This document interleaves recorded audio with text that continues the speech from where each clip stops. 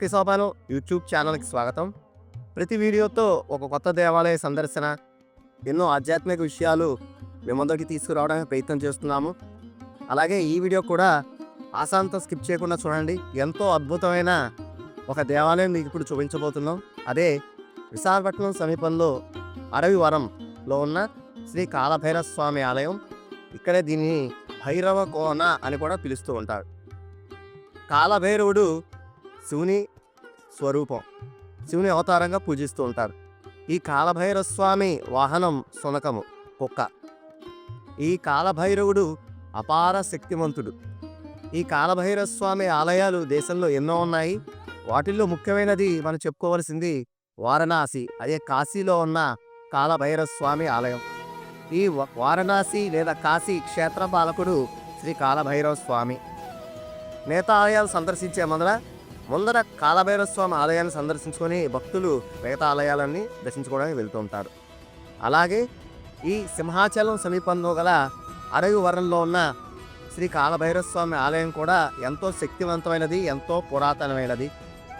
ఈ కాలభైరవ స్వామి ఆలయం ఉన్న ప్రదేశాన్ని భైరవ కోన అని కూడా పిలుస్తూ ఉంటారు.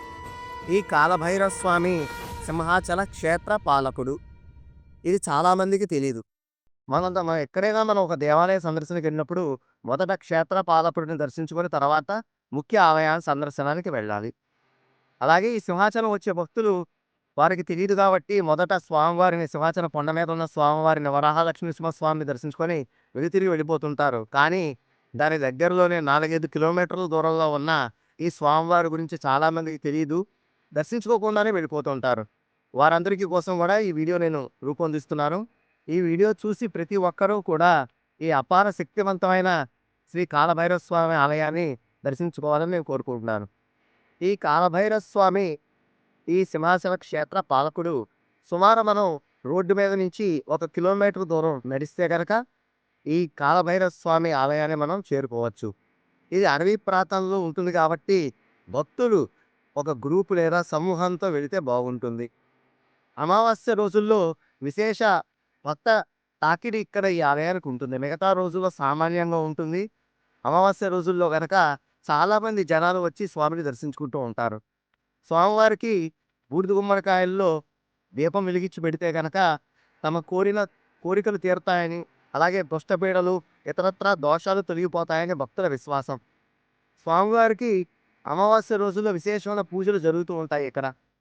ఈ కాలభైరవ స్వామి అపార శక్తివంత స్వరూపం కాబట్టి ప్రతి ఒక్కరూ ఈ స్వామివారి ఆలయాన్ని దర్శించుకోవాలని నేను కోరుకుంటాను. అమావాస్య రోజుల్లో, కాలభైరవాష్టమి రోజుల్లో ఇక్కడ భక్తుల తాకిడి ఎక్కువ ఉంటుంది. అలాగే ఇందాక నేను చెప్పినట్టు మిగతా రోజుల్లో అతి సామాన్యంగా జనాలు ఉంటారు. ఇది అడవి ప్రాంతంలో ఉంటుంది కాబట్టి భక్తులు ఈ ప్రదేశాన్ని శుభ్రంగా ఉంచాలి. అలాగే ఇక్కడ ఎటువంటి వస్తువులు పారవేయవద్దు. ఎందుకంటే ఇది అతి పురాతనమైన ప్రదేశం, అడవి ప్రాంతంలో ఉంటుంది. భక్తులు వచ్చిన వాళ్ళందరూ కూడా ఇక్కడ వారు తిన్నవి, వాటర్ బాటిల్స్, ఇతర మొదలైనవి చాలామంది పారేస్తూ ఉండడం కూడా ఇక్కడ జరుగుతోంది. కావున మనం ఆలయం అనేది ఎంతో పుణ్యమైన ప్రదేశం.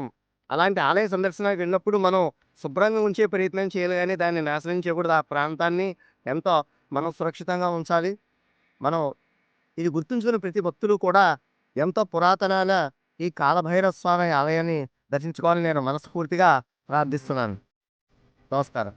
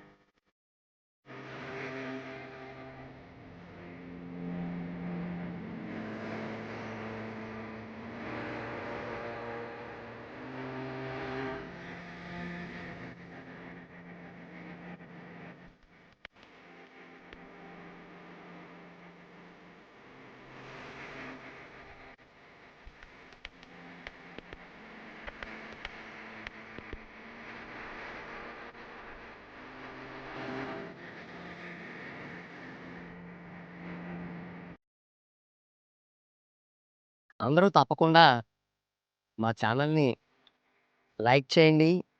అలాగే మా వీడియోస్‌ని ఇతరులకి షేర్ చేయండి. అలాగే తప్పకుండా బెల్ ఐకాన్ నొక్కి మా ఛానల్‌ని సబ్స్క్రైబ్ చేయండి. చేస్తారు కదూ! నమస్కారం.